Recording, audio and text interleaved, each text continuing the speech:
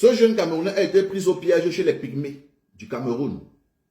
Il vivait en ville. Il est arrivé en forêt, il était de Tchantou en blanc.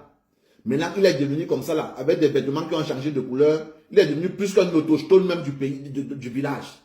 On l'a même nommé Kunkouma du village. C'est pourquoi il partait chez les Pygmées. Il a oublié. Hein.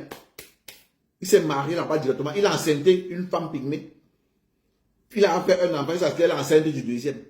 Et il juge sur la toile comment il aime cette fille-là mal et mauvais petit. Nous tous savons ce que tu as mangé, petit frère. Toi-même, tu ne sais pas ce que tu as mangé.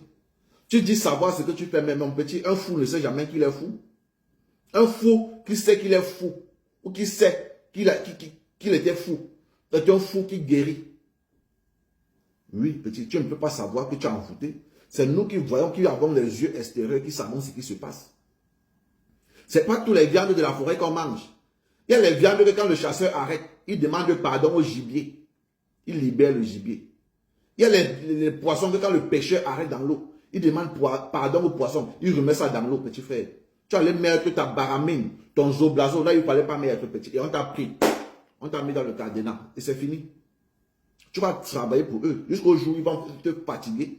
Peut-être à 65 ans, 70 ans, qui vont te dire comme bon, comme tu es trop fatigué, allez, retourne chez tes parents. Donc c'est le moment où jamais, pour ta mère, si elle est encore vivante, de te récupérer. Sinon tu peux rester dans ça très longtemps. Les pygmées sont hautement spirituels. C'est la spiritualité pure qui fabrique. Ils vivent avec les esprits de la forêt, petit frère. C'est-à-dire que tu peux tourner dans la forêt. C'est-à-dire qu'ils peuvent décider que tu ne sors même plus jamais de la forêt. C'est-à-dire que ils font que tu te perds même dans la forêt. Tu tournes le super comme ça. Tu cherches le chemin, même pour sortir de la forêt, tu ne vois plus. Ça existe. Ça existe. Quand tu entres dans une forêt spirituelle, mystique, tu peux tourner à l'intérieur de cette forêt pendant des jours, des mois et des mois. Jusqu'à ce qu'on décide de te libérer et de te montrer le chemin pour que tu partes. Mais tu es dans quelque chose que toi-même tu ne sais même pas.